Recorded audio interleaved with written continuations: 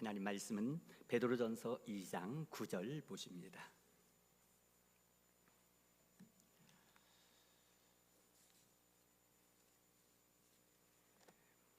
베드로전서 2장 9절 말씀은 신약성경 379쪽에 있습니다.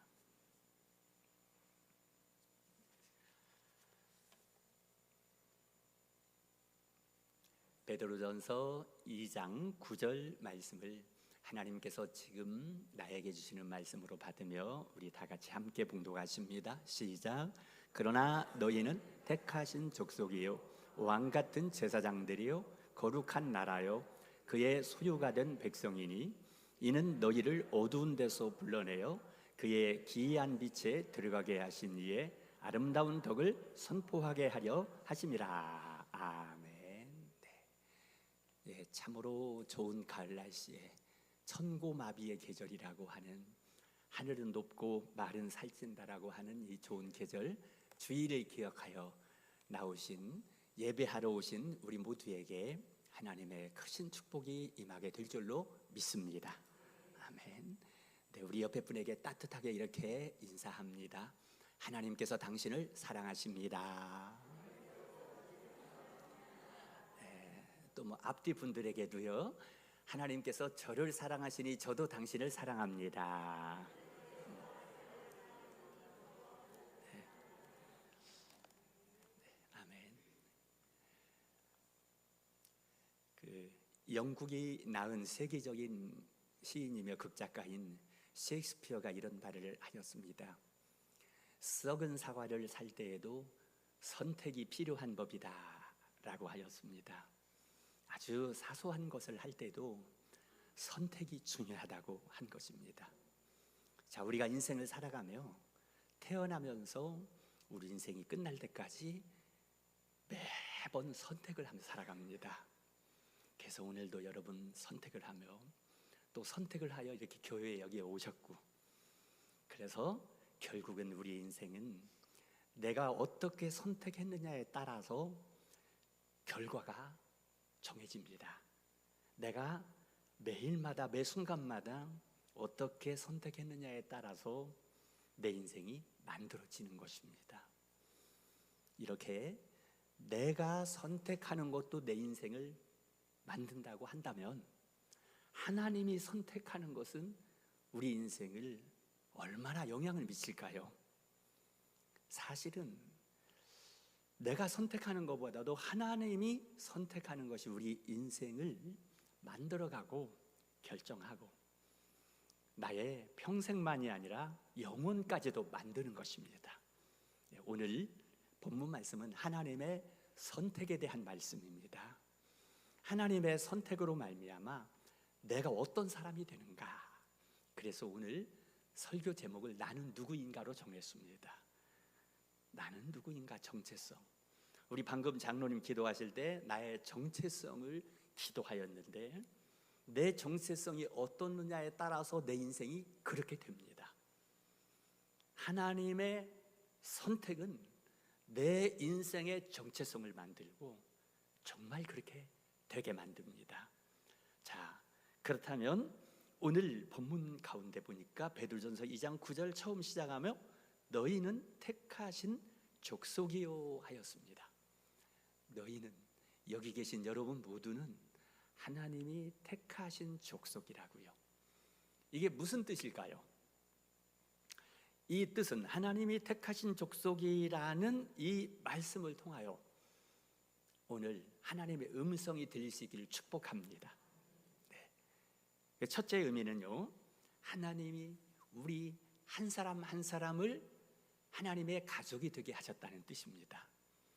자, 우리 같이 하시겠습니다. 하나님이 우리 한 사람 한 사람을 하나님의 가족이 되게 하셨다는 것이다. 네. 여기 나오고 있는 족속이라는 단어, 너희는 택하신 족속이라는 단어의 원어가 게노스인데요, 그 뜻은 자손 가족이라는 뜻이 있습니다. 그러면 너희는 택하신 족속이라는 것은 하나님의 자손, 하나님의 가족, 하나님의 자녀가 되도록 선택하셨다, 그러한 뜻인 것입니다. 그러니까 옛날에는 세상의 사람이었는데 이제 하나님의 사람으로, 하나님의 자녀로 정체가 바뀌게 됐다, 그러한 말입니다. 우리가 하나님 나라의 국적으로요. 자, 여러분, 우리가 어느 나라의 국적을 가지고 있습니까? 이게 너무도 중요합니다. 요즘에도 가끔 뉴스에 나오고 하지만은 유럽으로 들어가려고 하는 아프리카 사람, 중동 사람, 중앙아시아 사람, 이런 사람들이 유럽으로 들어가는 사람들이 엄청 많다고 합니다. 무엇 때문일까요? 예를 들어 우즈베키스탄이나 파키스탄 같은 나라에서 유럽으로 가기 위해서는요, 수많은 높은 산을 넘어야 되고 히말라야 산맥, 알프스 산맥, 이런 산맥을 넘어서 때로는 목숨을 걸고 감시하는 눈초리를 피하고 해서 가야 되는 겁니다. 무척 먼 거리입니다. 그런데 왜 거기로 갈까요? 유럽에 들어가면 유럽의 영주권, 시민권을 얻기 위해서입니다. 그것을 얻기 위해서. 또한 저기 아메리카 대륙에 보면 미국이 북아메리카고 남아메리카에 멕시코 같은 나라가 있는데, 남아메리카 나라 사람들이 미국으로 건너가기 위해서 얼마나 사력을 다하는지요. 그래서 심지어 몇 해 전에 트럼프 대통령 시절에 미국과 멕시코의 경계선에다가 장벽을 쌓아놓지 않았습니까? 못 넘어오게. 너무 많은 사람들이 넘어오니까. 무엇 때문에요? 때로는 목숨을 걸고 넘어가는 것은 유럽의 영주권, 미국의 영주권, 혹은 시민권을 얻기 위해서입니다. 그 시민권이 뭐길래? 유럽이나 미국에 가게 되면 많은 혜택을 누리기 때문입니다. 그래서 거기에 가면 자유롭게 일도 할 수 있고 사업도 할 수 있고 임금도 제대로 받을 수 있습니다. 아이들이 공부할 때 무상으로 공부하기도 하고, 혹은 자국민들은 아주 싼 학비를 들여서 공부를 할 수 있는 너무나도 좋은 혜택들이 있기 때문에 이렇게 유럽이나 미국이나 호주 같은 나라는요, 줄을 서 있다는 거예요. 그 나라로 들어가려고. 심지어 10년, 20년을 기다리면서도 어떻게 하든지 간에 유럽이나 미국의 영주권 혹은 시민권을 얻기 위하여 그 혜택이 어마어마하기 때문인 것입니다. 자, 여러분, 이러한 사람들을 보면서 우리는 어떤 생각을 하게 됩니까? 자, 미국이나 유럽의 영주권, 시민권을 얻는 것이 그렇게 큰 혜택이 있다면 하나님이 우리를 하나님 나라의 시민권자로 부르셨다는 것입니다. 그 혜택이 어떨까요? 한번 상상을 해봅니다.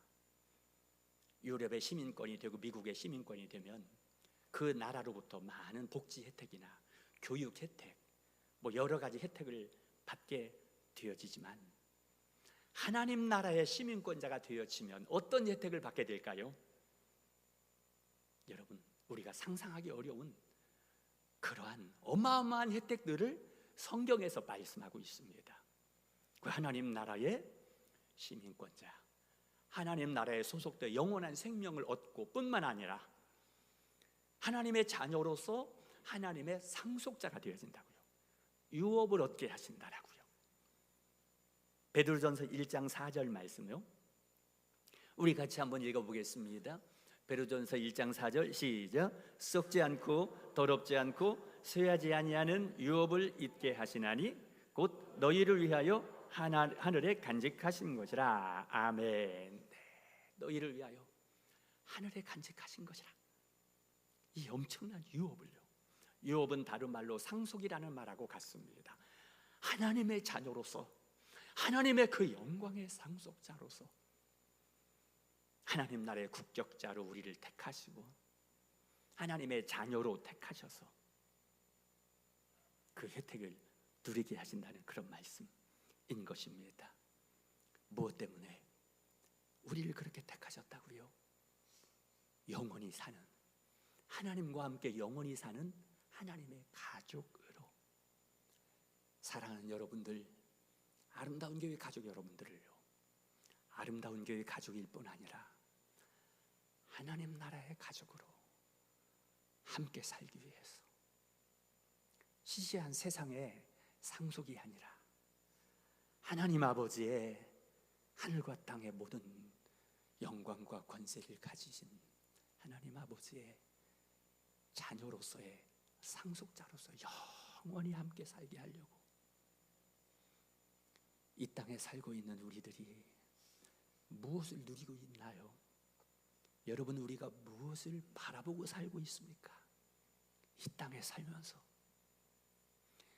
이 땅만 바라보고 살고 있지는 않습니까? 제가 며칠 전에 어느 분의 글을 읽어보았습니다.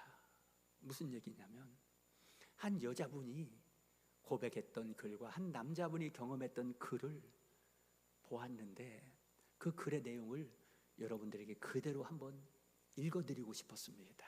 이런 내용입니다. 어느 방송 진행자가 한 여인에게 남편에 대한 질문을 하자 이렇게 말했습니다.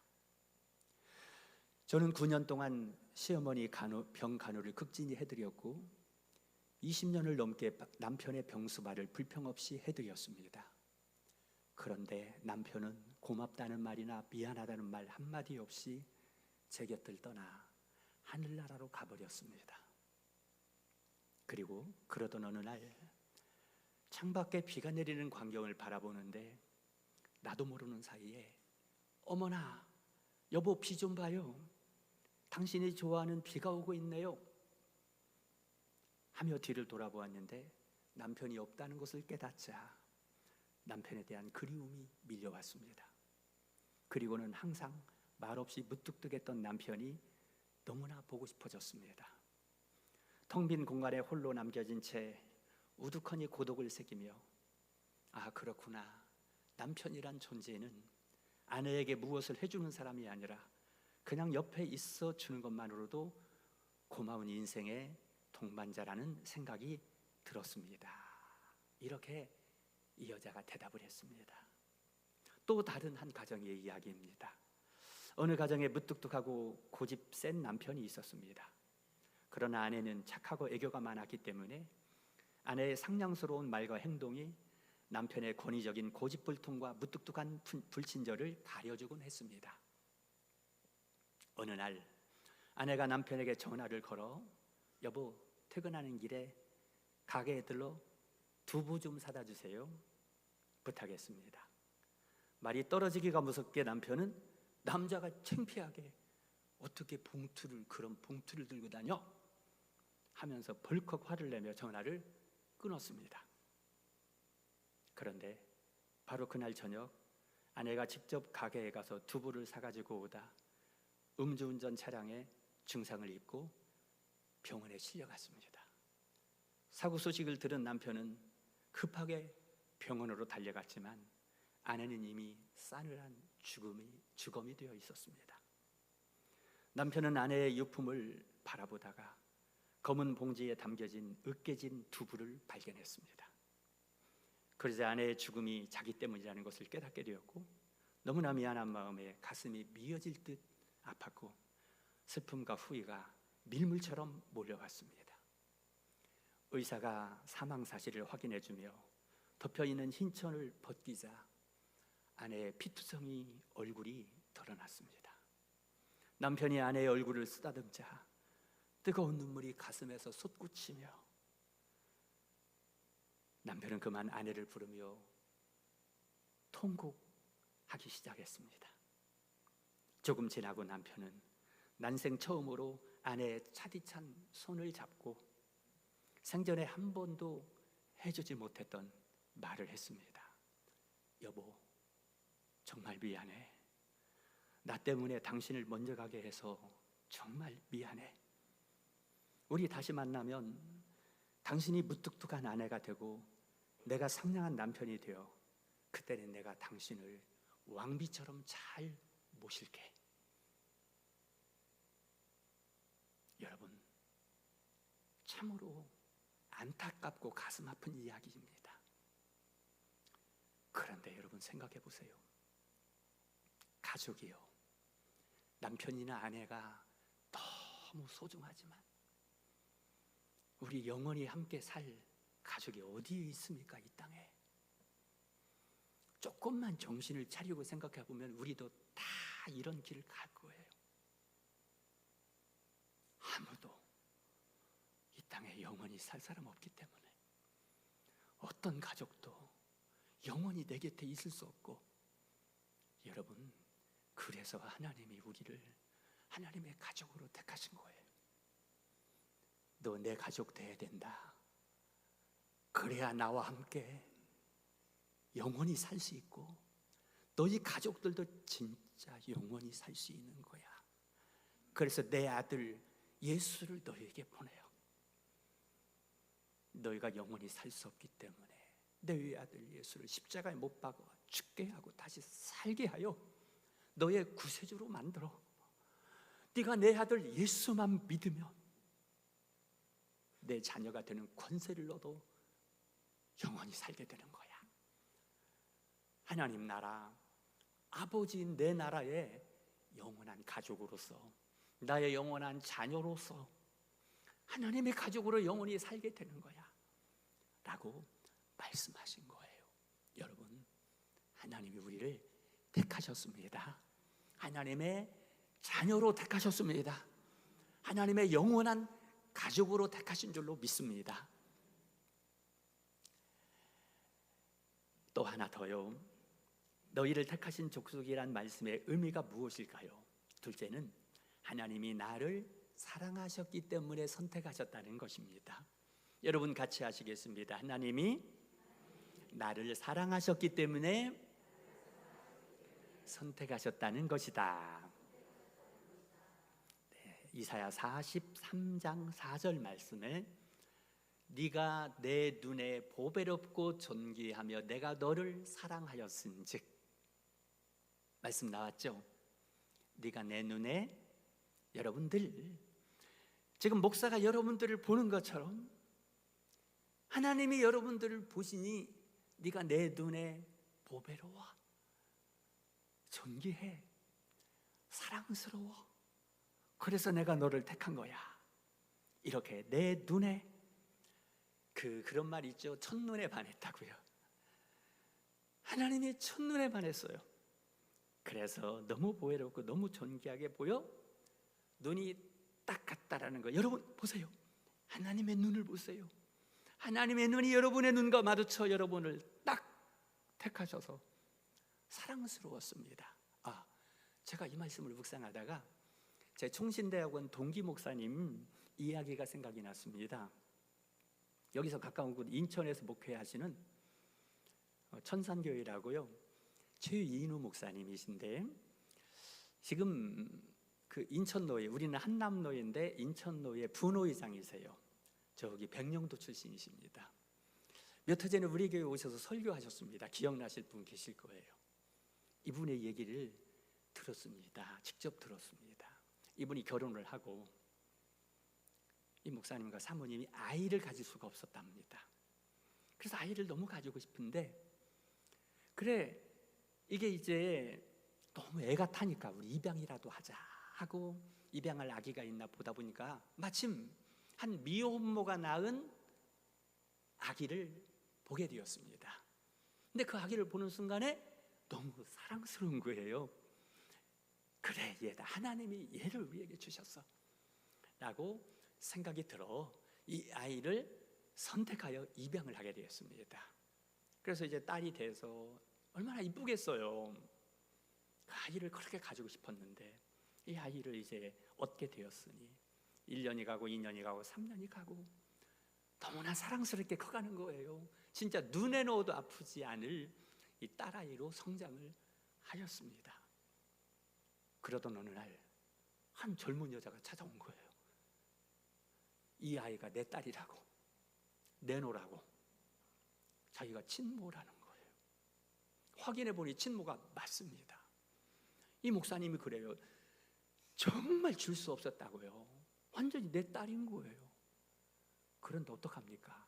친모가 맞는데 뭐 법을 따지기 전에 안 줄 수가 없더래요. 주긴 줘야 되겠는데 인간의 정으로 도저히 줄 수 없겠더래요. 그래서 이렇게 한 가지 조건부로 주는 걸로 하고 애원을 했답니다.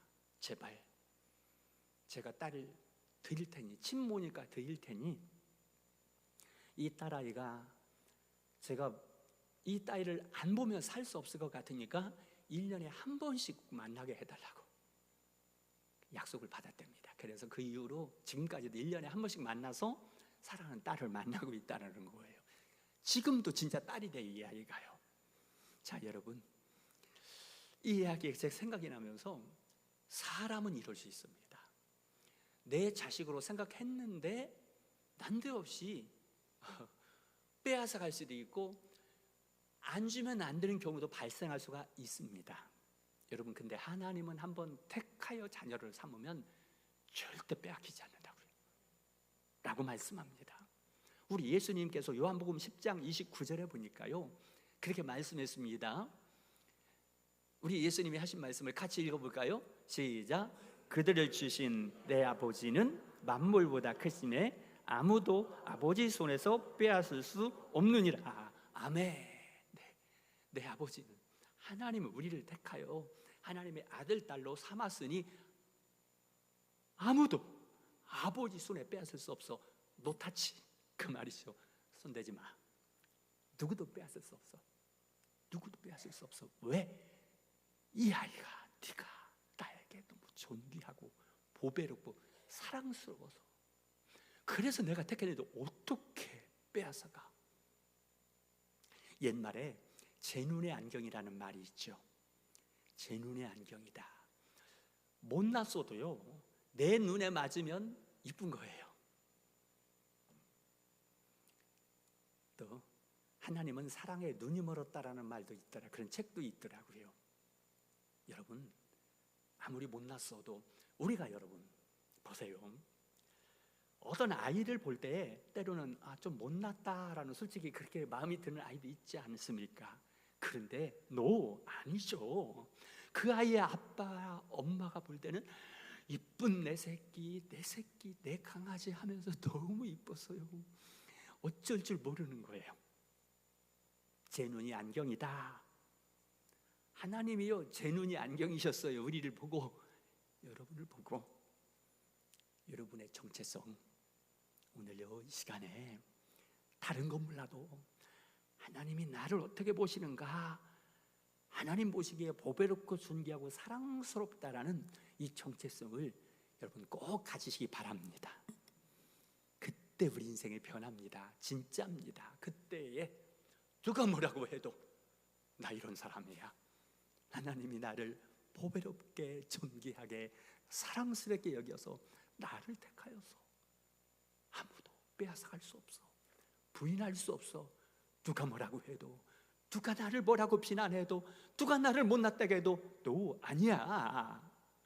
하나님이 나를 사랑스럽다고, 하나님이 나를 보배롭다고 존귀하다고 했는데, 그래서 심지어 이렇게 말하지 않습니까? 스바냐서 3장 17절, 하나님이 나를 향하신 절절한 사랑, 이 말씀을 볼 때마다 저는 너무 좋습니다.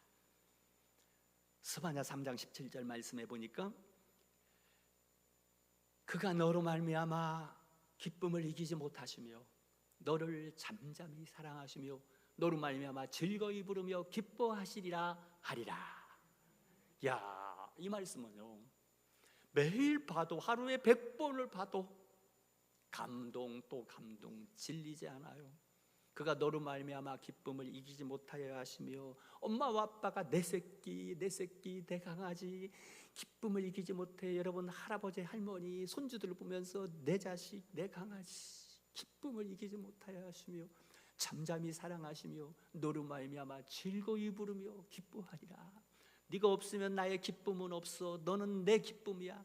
너는 유일한 나의 즐거움이야. 이 기쁨과 즐거움을 이기지 못하여 하시는 여러분, 이렇게 하나님이 저 여러분을 기뻐하셔서 택하신 줄 믿습니다. 하나님이 저 여러분이 너무나 사랑스러워서 택하신 줄 믿습니다. 자, 마지막 한 가지만 더. 너희는 택하신 족속이라는 말씀의 뜻, 마지막 세 번째입니다. 우리는 엄청난 가치를 가지게 되었다는 것입니다. 자, 우리 같이 하시겠습니다. 우리는 엄청난 가치를 가지게 되었다는 것이다. 네, 여러분, 하나님이 우리를 택하시면 엄청난 가치를 가지게 된 것입니다. 나의 가치가 얼만큼 될까요? 야구의 역사상 요즘에 오타니라는 그 미국 야구 선수가, 미국 메이저리그 팀의 야구 선수가 전무후무한 기록 50 홈런 그리고 50 도루를 달성했다고 하더라고요. 근데요, 그 50번째 홈런 볼이 경매에 붙었답니다. 그래서 맨 처음에 6억 9천만 원으로 시작이 돼서 60억 원을 주면 이 50호 홈런 볼을 주겠다라고 지금 경매가 딱 나와 있는데, 그 볼을 차지하려고요 법정 소송까지 벌어졌답니다. 지금 무엇 때문에요? 이 야구공 하나 이거 해봐야 뭐 돈 10,000원 될까요? 근데 60억 원의 경매가 붙어있는 이유가 뭘까요? 오탄이라는 유명한 선수의 50번째 홈런볼이기 때문입니다. 그런가 하면 미국 NBA 농구 선수였던 그 마이클 조단, 이 그 농구 결승전 때 신었던 운동화가요 800만 달러, 우리 돈으로 106억 원에 이렇게 팔렸다고 합니다. 자, 운동화 아무리 좋은 운동화도 몇십만 원이면은 살 수 있는데 106억 원에 팔린 이유가 뭡니까? 전설적인 농구 선수 마이클 조단이 신었던 운동화이기 때문입니다. 또 저 스페인의 그 화가인 피카소가 그린 시계를 찬 여인, 시계를 찬 여인이라는 그림이 우리 한화로 1280억 원에 팔렸다고 합니다. 아니, 우리가 볼 때는 피카소의 그림이 형편없어 보이는데 왜 1280억 원이에요? 피카소가 그렸기 때문이에요. 피카소 것이기 때문에. 여러분들은 누구의 것이라고요? 하나님 것이 맞습니까? 그럼 이렇게 계시면 안 되는데, 이게 내가 하나님 것이라면 1280억 원이 문제예요. 성경에 보면 너희는 하나님의 걸작품이다. 아니, 그거 말고 오늘 본문에 나옵니다. 오늘 본문에 베드로전서 2장 9절 중반에 보니까요, 그의 소유가 된 백성이니, 그의 소유가 된 백성이니. 네, 누구의 소유라고요? 네, 같이 하겠습니다. 나는 하나님의 소유다. 얼마? 그러면 값으로 환산할 수 없습니다. 진짜입니다. 그게 하나님의 소유가 됐다. 하나님은 이사야 43장 2절에서도 그렇게 말씀했습니다. 이사야 43장 1절에 내가 너를 구속하였고, 구속했다라는 것은 쉬운 말로 말하면 값을 주고 샀다. 외아들 예수님의 값을 주고 샀다. 그러니까 내가 얼마짜리인가 한번 생각해 보세요. 내가 너를 내 아들을 주고 샀고, 내가 너를 지명하여 불렀나니 너는 내 것이라. 너는 내 것이라. 너는 내 것이야. 값으로 환산할 수 없어. 어떻게 내 아들, 딸을 돈 주고 팝니까? 하나님의 소유라고요. 하나님이 나를 택했다라는 것은요. 그래서 이 이야기 한 가지만 드리고 이제 설교를 매듭을 지으려고 합니다. 닭과 독수리의 이야기입니다. 어느 날 한 나무꾼이요, 한 산골에 사는 분이 나무를 하러 산에 갔는데 바위로 된 절벽 사이에서 독수리 알을 하나 발견했습니다.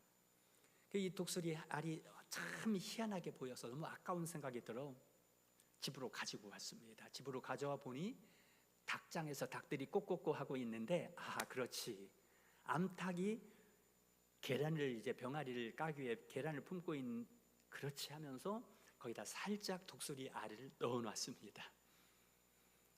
그러자 이제 이 암탉이 이 알과 이제 계란과 독수리 알을 품고 있다가 나중에 예쁜 병아리들이 삐약삐약하고 나왔습니다.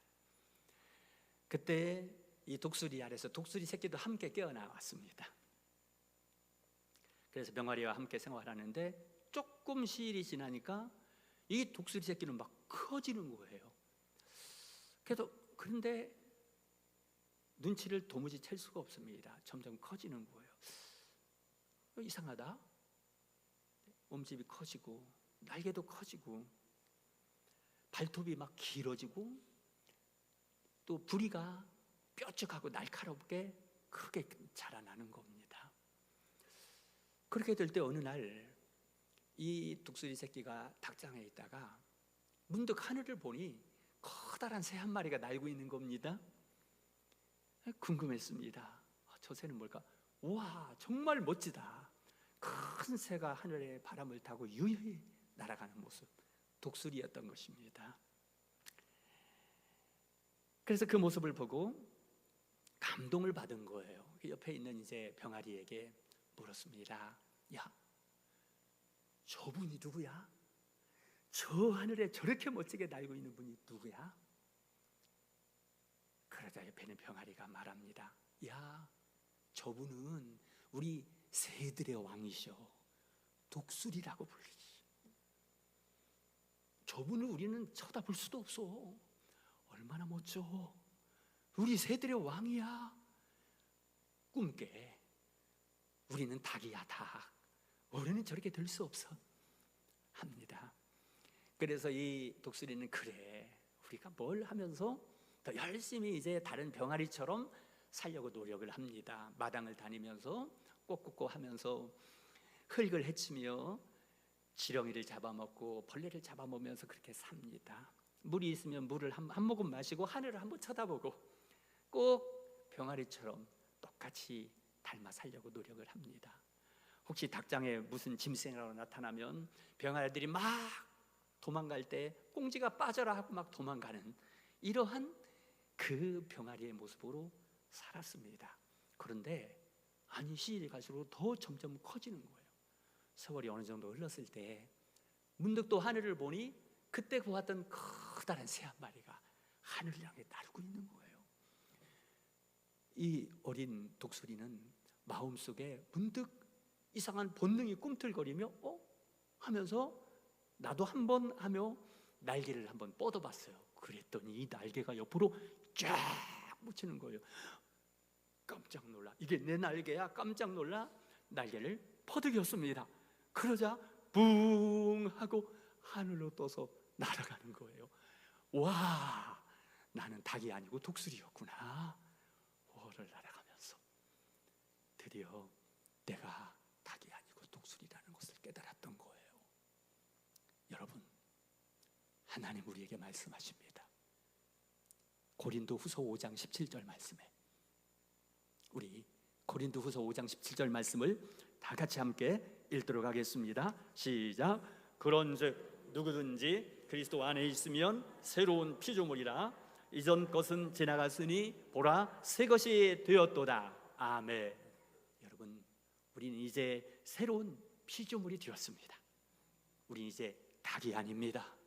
우리는 이제 독수리입니다. 하나님의 자녀입니다.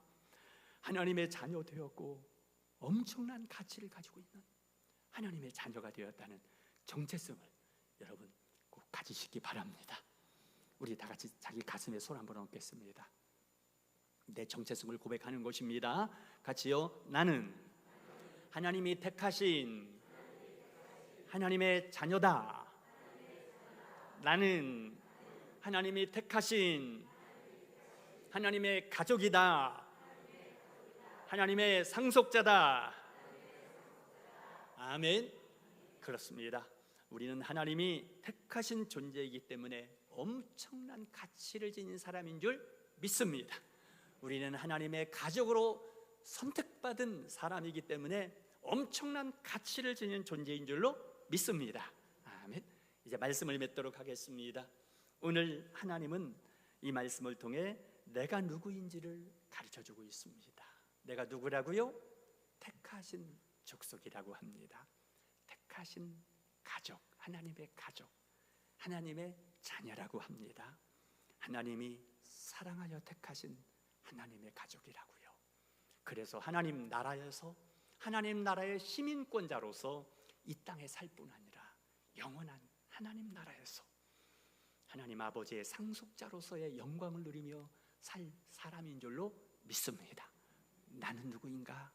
하나님이 택하신 자, 하나님의 가족, 하나님의 영원한 자녀라는 것을 믿으시고 그 정체성 가지고 살아가는 우리 모두가 되시기를 주의 이름으로 축원합니다. 아멘. 우리